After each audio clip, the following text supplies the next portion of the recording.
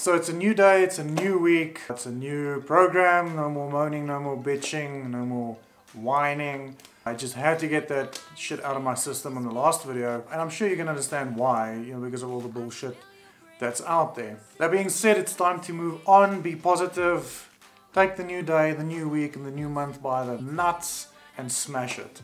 So I've decided to change things up a little bit.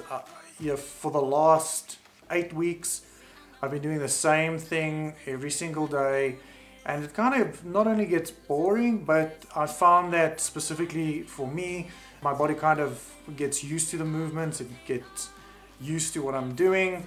It's as if it's got a mind of its own. So in order to change that and hopefully shock my body into hopefully growing and shaping up a little bit better, I have to change things up. So I've decided to get rid of most of the isolation exercises, the exercises like your concentration curls, or the smaller kind of movements that work one muscle group.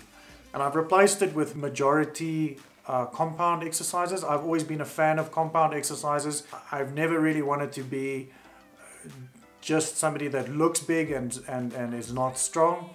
I do want to be strong as well, have that functional strength. I just also have to mention that I've found with compound exercises, things like your squats, deadlifts, those kinds of things, you don't necessarily, or I don't necessarily have to actually add ab exercises in there. I found that by picking up heavy enough weights, you engage your core, which in turn indirectly helps strengthen your abdominal muscles as well, or in my case, it does that. What I am going to start focusing on more this next 6 weeks is definitely going to be nutrition. It's something that I have been struggling with my whole life. It's something that I've been struggling with for the last 6 to 8 weeks, and I've decided to kind of just work a little bit more on that, because I'm doing my part in the gym.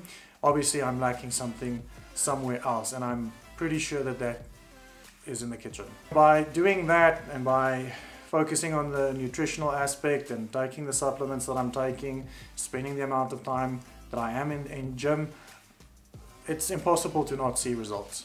I have been missing something, and I believe I have kind of figured that out, specific to me and my needs and my goals and my body type, because I do believe that genetics does play a big part, that a sort of cookie cutter approach doesn't necessarily always help or work for every single person out there. I will post the full split every single day of what I'm going to be doing. So basically it's going to be a 6-day workout. There's going to be no rest apart from Sundays, and it's going to be broken down into lower body part, upper body part, 3 days of upper body and 3 days of a lower body.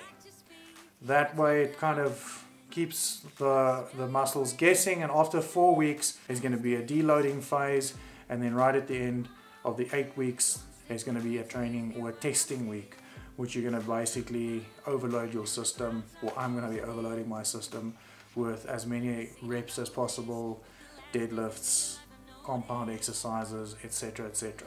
And that'll be a nice way to kind of see where I am now versus where I am going to be hopefully in 8 weeks.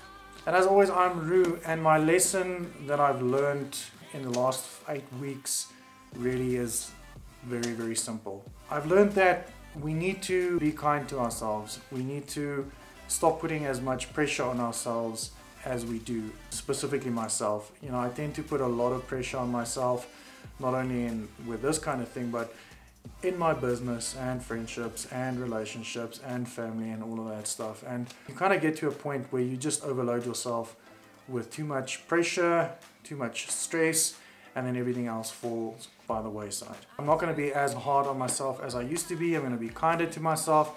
I'm going to be a little bit more patient, because as I mentioned, everything that I do will eventually produce results. It's just I've got to be a little bit more patient and understand my body, how it works, how it builds, what it needs, what it doesn't need, what works for it, what doesn't work for it. And eventually the results will show. As I mentioned right in the beginning of this whole series, is that this isn't a race, but it's a journey. The old saying comes to mind that slow and steady wins the race. And that's pretty much what I'm going to be doing. So in short, by being kind to yourself, putting a less stress and pressure on yourself, whatever process or whatever journey that you are on would automatically become more enjoyable. And you know, at the end of the day, that's what it's all about. Oh, so before I forget, regarding nutrition, something that I'm going to be trying is I am going to cut carbs out a little bit more. The idea is not to necessarily bulk up. I'm remaining very sort of constant on 85 kilograms, which is fantastic. I am in essence then losing a little bit of body fat, which is great. And I believe that by reducing my carb intake, specifically after, let's say, about 3, 4, 5 o'clock in the afternoon, that's going to drastically help me lose that little bit of body fat that sits around my waist that I'm struggling with. So what I'll be doing is I will consume carbs before and directly after my training sessions, and then in the evenings, no carbs, starches at all. So it'll be whole proteins like chicken or steak or anything like that with vegetables. And I'm going to try that out for the next 2 weeks and see how it goes. Obviously I'll show and share the whole process and progress with you guys. But yeah, I just wanted to kind of share that because maybe it's something that would assist you and your body type as well.